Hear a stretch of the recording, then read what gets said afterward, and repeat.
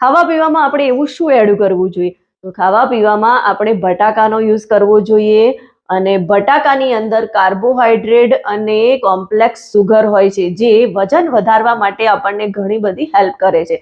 પણ હા, એ વાતનું ખાસ ધ્યાન રાખવું કે બટાકા ખાવાનું કહ્યું છે એટલે આપણે ચિપ્સ ખાઈ લઈએ, ફ્રેન્ચ ફ્રાઈઝ ખાઈ લઈશું અથવા તો બર્ગર ખાઈ લઈશું, એ પોસિબલ નથી. એવું નહીં, પણ બટાકાને આપણે હેલ્ધી વેમાં ખાવાનું છે. જેમ કે બટાકાનું તમે સરસ મજાનું સલાડ બનાવીને પણ ખાઈ શકો છો, બટાકાને તમે બાફેલું પણ ખાઈ શકો છો, શેકેલું પણ ખાઈ શકો છો, અને છાલ સાથે બટાકું ખાવાનું થાય તો એની કંઈક મજા જ ઓર હોય છે.